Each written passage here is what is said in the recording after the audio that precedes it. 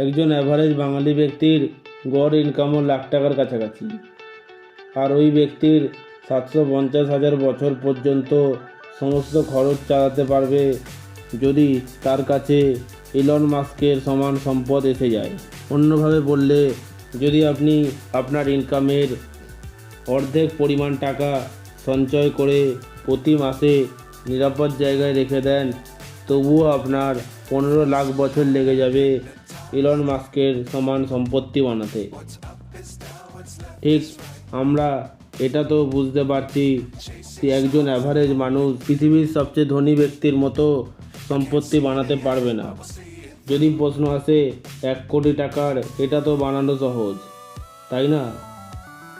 যদি আপনি একজন ইঞ্জিনিয়ার হন যে বছরে 6 লাখ টাকা ইনকাম করে, তারও প্রায় 16 বছর লেগে যাবে 1 কোটি টাকা কামাতে।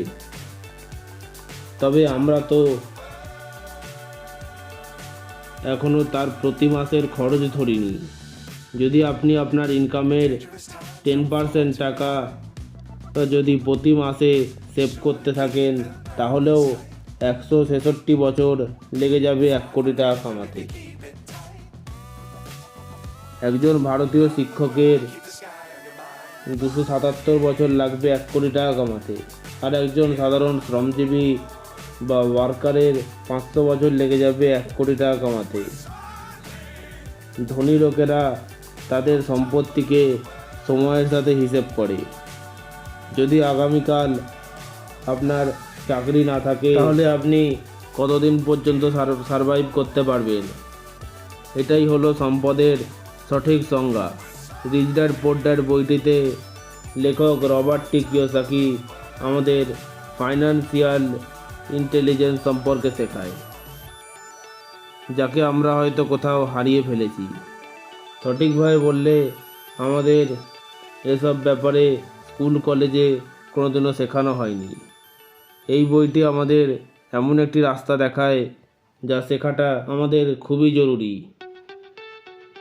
টাকার এমন কিছু সিক্রেট যা ধনী লোকেরা তাদের বাচ্চাদের শেখায়।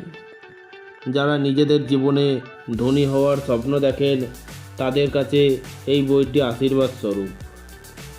আর এই বইটির লেসন সম্পর্কে আজ পর্যন্ত জানেননি যারা, তারা সারা জীবন র্যাট রেসে দৌড়তে থাকবে। এই ভিডিওতে আমি আপনাকে কথা দিচ্ছি যে আপনি এতদিন যা শেখেননি তা আপনি এই ভিডিওটা থেকে শিখে যাবেন। আপনি সেই ব্যক্তির তালিকায় পৌঁছে যাবেন যারা র্যাট রেসের শিকল ভেঙে ধনী হয়ে উঠতে চায়, যারা জীবনে এমন কিছু করতে চায় যা খুব কম পরিমাণ মানুষই করার সাহস দেখায়। আর বাস্তবিক অর্থে ফাইন্যান্সিয়াল ফ্রিডম কি, তা আপনি আজকের এই ভিডিওতে জানতে পারবেন। তো তাহলে শুরু করা যাক, চলুন। Lesson number 1, rich do not work for money. Robert Kiyosaki তার বইতে বলেছেন, ধনীরা টাকার জন্য কাজ করে না। এটা শুনে অনেকে অবাক হয়ে যেতে পারেন, কারণ ছোটোবেলা থেকে আমাদের বাবা মা, স্কুল কলেজ একটা জিনিস আমাদের শিখিয়েছে, ঠিক করে পড়াশোনা করো, আর ভালো নম্বর না পেলে ভালো চাকরি পাবে না। তখন টাকা কামাবে কীভাবে? যদি তুমি টাকা না কামাও, তবে তোমার জীবন বরবাদ হয়ে যাবে। আমাদের ছেলেবেলা শুধু এটা শুনেই পার হয়েছে যে বড় হয়ে চাকরি করতে হবে এবং টাকার জন্য কাজ করতে হবে। কিন্তু কথা হলো, লেখক কেন আমাদের বলছেন ধনী লোকেরা টাকার জন্য কাজ করে না? লেখকের রিচ ড্যাড তাকে শিখিয়েছিলেন যে তুমি কখনো চাকরি করে ধনী হতে পারবে না। তোমার মাইনে যত বেশি হোক না কেন, তুমি সবসময় টাকার গোলাম হয়ে থাকবে। তুমি কাজ করবে না, তুমি টাকা কামাবে না। তুমি সময় দেবে না, টাকাও কামাবে না। তুমি ছুটি নেবে, টাকাও আসবে না। ধনী লোকেরা কখনো টাকার জন্য কাজ করে না, বরঞ্চ টাকা তাদের জন্য কাজ করে।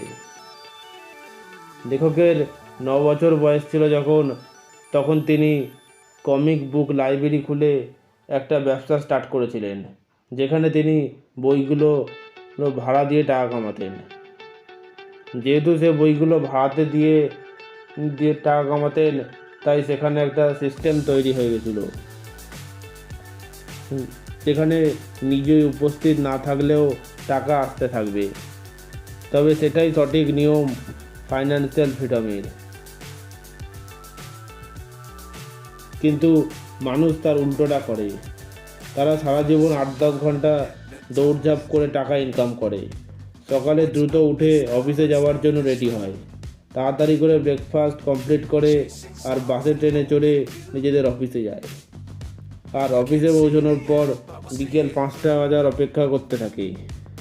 মানে এমন একটা অবস্থা যেন তাদের জেলে বন্ধ করে রাখা হয়েছে। এই ইঁদুর দৌড় থেকে আসতে চায় ঠিকই, কিন্তু তাদের প্রতি মাসের ইলেকট্রিক বিল, গাড়ির খরচ, সাংসারিক খরচ তাদের ইঁদুর দৌড় থেকে বের হয়ে আসতে দেয় না। আর এই দৌড়ঝাঁপ তাদের নতুন কিছু শেখার থেকে দূরে রাখে। তারা কখনো তাদের কমফোর্ট জোন থেকে বেরিয়ে আসতে পারে না, কারণ তাদের সোসাইটি, তাদের টিচার এবং তাদের বাবা মা তাদের শিখিয়েছে কীভাবে পরীক্ষায় ভালো নম্বর পাওয়া যায়। কিন্তু তারা এটা শেখায় না কীভাবে নিজের ভয়কে দূর করে ধনী লোকেদের মতো চিন্তা করতে হয়। আর এই কারণেই একজন সাধারণ ব্যক্তি সবসময় টাকার জন্য কাজ করতে থাকে। Lesson number 2, financial literacy. যদি আপনি ভেবে থাকেন স্কুল কলেজের পড়াশোনা আপনাকে ধনী বানাতে পারে, তবে আপনি বোকার রাজ্যে বাস করছেন। স্কুল কলেজের এডুকেশান জরুরি, কিন্তু সমস্যা হলো স্কুল কলেজের আর ইউনিভার্সিটির পড়াশোনার মূল উদ্দেশ্য হলো আপনাকে একটা ভালো এমপ্লয়ি বা চাকরিজীবী বানানো।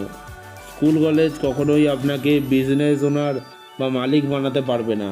তারা আপনাকে কখনো শেখাবে না ফাইন্যান্সকে কিভাবে ম্যানেজ করতে হয়, ধনী হওয়ার সঠিক রাস্তা কী। এইসব ফাইন্যান্সিয়াল এডুকেশান স্কুল আমাদের কিছু শেখায় না। লেখক বলেন, আমার রিচ ড্যাড সবসময় বলতেন, it is not how much money you make, it is about you much money you keep. এতে কিছু যায় আসে না আপনি কত টাকা কামান, বরঞ্চ কত টাকা আপনি নিজের কাছে ধরে রাখতে পারেন, সেটাই হলো সবচেয়ে গুরুত্বপূর্ণ।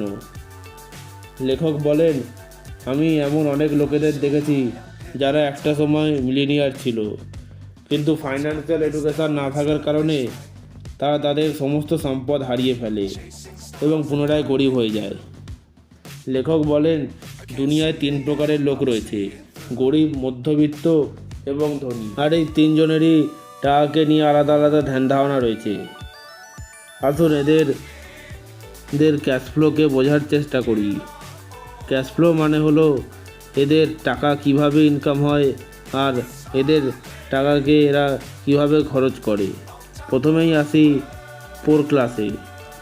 যেহেতু তারা পোর ক্যাটাগরিতে আসে, সেহেতু এদের ইনকাম অনেক কম হয়। এদের ইনকামে সব টাকা ঘর ভাড়া, খাবার খরচ, জামা কাপড়ের খরচের পেছনে চলে যায়। আর এই লোকগুলো তাদের মাইনের ওপর ভিত্তি করে জীবনযাপন করে। তারা ওইটুকু টাকাই ইনকাম করে যার দ্বারা কোনো রকমভাবে তাদের খরচটা চলে যায়। আর এরা শুধুমাত্র সারভাইভ করার জন্যই জীবিত থাকে। এদের কাছে কোনো রকম অ্যাসেট বা সম্পত্তি থাকে না। Second, middle class. এদের মাইনের বেশিরভাগ অংশ ঘর ভাড়া, গাড়ির ইএমআই, সাংসারিক খরচের পেছনে ব্যয় হয়ে যায়। এই লোকগুলো বাইরের দুনিয়াকে দেখানোর জন্য ক্রেডিট কার্ড দিয়ে শপিং করে, ঋণের জালে ফেঁসে থাকে। তাও তাদের অল্প স্বল্প যা সঞ্চয় থাকে তা তারা ফিক্সড ডিপোজিটে জমা করে রাখে। এদের ঋণের জালে ডুবে থাকার পেছনে কারণ হলো ফাইন্যান্সিয়াল এডুকেশান এবং নলেজ না থাকা। Third, rich. এই লোকগুলোর অধিকাংশ ইনকাম তাদের অ্যাসেট থেকে আসে, যেমন প্রপার্টি ভাড়া বা কোনো ব্যবসা কিনে রাখা বা কোনো শেয়ার কিনে রাখা, একটা পোর্টফোলিও ইনকাম জেনারেট করে রাখা, যার ফলে এদের একটা রেগুলার ইনকাম আসতে থাকে। আর সবচেয়ে গুরুত্বপূর্ণ বিষয় হলো তাদের উপস্থিতি ছাড়াও তাদের বিজনেস বা ইনভেস্টমেন্ট চলতে থাকে। আর দিন দিন এরা আরও ধনী হয়ে উঠতে থাকে। যদি বাকি লোকেদের মতো কাজ করেন তাহলে আপনিও বাকি লোকেদের মতো র্যাট রেসে ফেসে যাবেন। আর আপনি আজীবন দুজন লোককে ধনী করার জন্য কাজ করবেন। প্রথমত, আপনি যে কোম্পানির জন্য কাজ করেন যারা আপনাকে বেতন দিচ্ছে, আর এর মাধ্যমে আপনি আপনার কোম্পানির মালিককে আরও বেশি ধনী বানাতে থাকবেন।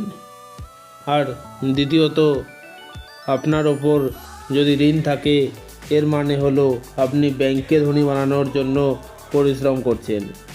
আপনি র্যাট রেস বা ইঁদুর দৌড় থেকে বার হতে চান যদি, তবে আপনাকে অ্যাসেট বা লাইবিলিটির মধ্যে পার্থক্যটা বুঝতে হবে। সবসময় ওই জিনিসগুলো ব্যবহার করার চেষ্টা করবেন যেগুলো আপনার হাতে টাকা এনে দেবে, না তো আপনার পকেট থেকে টাকা বের করে দেবে। Lesson number 3, overcoming fear. লেখক বলেন, আজ পর্যন্ত আমি এমন কোনো লোককে দেখিনি যে কিনা টাকা লস করতে পছন্দ করে। তিনি আরও বলেন, আমি আজ পর্যন্ত এমন কোনো ধনী লোককেও দেখিনি যে জীবনে টাকা লস করেনি। আমি দেখেছি সমস্ত ধনী ব্যক্তিরা জীবনে বারবার লসের সম্মুখীন হয়েছে, কিন্তু অনেক এমন গরিব ব্যক্তিও দেখেছি যারা জীবনে কখনো একটা পয়সাও লস করেনি। এমনও অনেক গরিব ব্যক্তিদের আছে যারা কখনো কোথাও ইনভেস্ট করেনি, কেননা তারা ভয় পায়। ভয়টি হলো টাকা হারানোর ভয়। বাস্তবে ধনী ও গরিব প্রত্যেকের মধ্যেই টাকা লস করার ভয় থাকে, কিন্তু সমস্যা এটা নয় আপনার মধ্যে টাকা লস করার ভয় আছে। সমস্যা হলো এটা, আপনি ওই ভয়কে কিভাবে হ্যান্ডেল করেন। একজন গরিব ও ধনীর মধ্যে ভয় হ্যান্ডেল করাই সবচেয়ে বড় পার্থক্য তৈরি করে দেয়। যখন আপনি আপনার 21 বছর বয়সে থাকেন, তখন আপনি খুব সহজেই ধনী হতে পারেন, কিন্তু যখন আপনার বয়স 30, তখন আপনার ওপর অনেক রেসপন্সিবিলিটি চলে আসে। আপনি অধিক ঝুঁকি নিতে পারেন না। লেখক তার পোর ড্যাডের উদাহরণ দিয়ে বলেন, এই ভয়ের কারণেই আমার গরিব পিতা কখনোই তেমন কিছু করে উঠতে পারেননি এবং সবসময় টাকার বিষয়টা সে অ্যাভয়েড করত। একটা কথা আছে জানেন তো, everyone wants to go to the heaven but no one wants to die. এর মাধ্যমে লেখক বোঝাতে চেয়েছেন, প্রতিটি ব্যক্তির ধনী হওয়ার খুব প্রয়োজনীয়তা রয়েছে। এর জন্য রিস্ক নিতে এবং সেই ভয়ের মোকাবিলা করতে তারা কেউ চায় না। এই জন্য অধিকাংশ মানুষ টাকা পয়সা সম্পর্কিত টপিককে অ্যাভয়েড করে এবং কখনো কখনো ইনভেস্টমেন্টও করে না, কেননা তাদের মধ্যে সবসময় টাকাকে হারানোর ভয় কাজ করে। যদি আপনি ফেলিওরের মুখোমুখি না হন, তাহলে সাকসেস হবেন কিভাবে। Lesson number 4, everything are not risky. লেখক বলেন, অধিকাংশ মানুষ জীবনে যা চায় তা হাসিল করতে পারে না। কিন্তু কেন? কারণ তারা মনে করে লাইফে এভরিথিং রিস্কি। লোকে মনে করে যে আমার তো শুধু এমন একটা চাকরি দরকার যেখানে আমি সিকিউর থাকতে পারি। ধনী হওয়ার চক্করে পড়ে সব কিছু না শেষ হয়ে যায়। আর এই জব সিকিউরিটির চক্করে পড়ে তারা কখনো কোনো অ্যাকশান নিতে চায় না। লেখকের রিচ ড্যাড বলতেন, তুমি যদি ধনী হতে চাও তবে তুমি এখন যা যা চিন্তা করো আর তোমার যা যা বিশ্বাস, সেগুলো তোমাকে ঠিক উল্টোভাবে চিন্তা করতে হবে।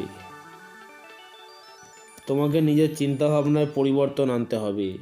যদি তুমি জব সিকিউরিটির ব্যাপারে চিন্তা করো, তুমি সারা জীবন হার্ডওয়ার্ক করতে থাকবে, এতে তুমি না তোমার বস ধনী হতে থাকবে। কিন্তু যদি তোমার নিজের ব্যবসা তৈরি করো, তাহলে হতে পারে শুরুতে তোমাকে এমন অনেক জিনিসের মুখোমুখি হতে হবে, কিন্তু এর বদলে পরবর্তী জীবনে তোমাকে কাজ করতে হবে না, তুমি বসে বসে টাকা কামাতে পারবে। ধনী পিতা যখন লেখককে ছেলেবেলায় এই শিক্ষাগুলো দিয়েছিলেন, তখন লেখক তাকে জিজ্ঞাসা করেছিলেন, এমনটা করা কি ঝুঁকিপূর্ণ না? এই সময় রিচ ড্যাড লেখককে জিজ্ঞাসা করেছিলেন, তোমার পিতামাতা টাকা বাঁচানোর জন্য কি করে? লেখক উত্তরে বলেছিলেন, আমি আমার মা বাবাকে দেখি যখন সেলের সময় আসে তখন তারা নতুন নতুন জামা, নতুন জুতো এবং সস্তায় বিভিন্ন জিনিস কিনে টাকা বাঁচায়। এমনকি যখন তারা ফল ও সবজি একসাথে কম দামে পায় তখন সেগুলো কিনে ফ্রিজে বোঝাই করে রেখে দেয়। তখন রিচ ড্যাড বলে তার মানে তোমার বাবা মা টাকা বাঁচানোর জন্য কঠোর পরিশ্রম করে? লেখক বলেন, হ্যাঁ অবশ্যই। কেন, আপনি এমনটা করেন না? ধনী পিতা উত্তরে বলেন, হ্যাঁ আমিও এমনটা করি, তবে তোমার সস্তা দামে সবজি ও ফলমূল কিনে রাখে আমি ঠিক তেমনি সস্তায় পোর্টফোলিও ও সস্তা দামে সম্পত্তি কিনে রাখি। মানে আমি এমন ইনভেস্টমেন্ট খুঁজি যেখানে আমি সস্তায় কিনে পোর্টফোলিওতে ভরে রাখি। আর এটাই হলো তোমার মা বাবার সাথে আমার পার্থক্য। এই জন্য তোমার বাবা মা সবসময় টাকার লিমিটেশনের কারণে কঠোর পরিশ্রম করতে থাকে ও পয়সা রোজগার করতে থাকে। অন্যদিকে আমি দিন দিন আরও ধনী হচ্ছি। যদি তোমার বাবা ইনভেস্টমেন্টকে রিস্কি মনে না করতো তবে সেও আমার মতো ধনী হতো। তাকে শুধু তার চিন্তাধারা পরিবর্তন করতে হবে। বইটি আমাদের শেখায়, আমাদের আর্থিক অবস্থা যাই হোক না কেন, আপনার কাছে টাকা থাক বা না থাক, এসব কোনো কিছুতেই কোনো যায় আসে না। শুধুমাত্র আপনাকে কিছু রুলস ফলো করতে হবে। আপনার মধ্যে থাকা ভয়কে আপনাকে দূর করতে হবে। আর চারিদিকে চলা ইঁদুর দৌড় থেকে বার হয়ে এসে এমন কাজ করতে হবে যা অনেকে করতে ভয় পায়। আর এরপর আপনাকে ধনী হওয়া থেকে আর কেউ আটকাতে পারবে না। ভিডিওটি যদি ভালো লেগে থাকে তাহলে লাইক করে দেবেন এবং চ্যানেলে নতুন হয়ে থাকলে চ্যানেলটি সাবস্ক্রাইব করে বেল আইকনের বাটনটি অন করে দেবেন, যাতে আমি ভিডিও ছাড়া মাত্রই সেগুলো আপনাদের কাছে পৌঁছে যায়।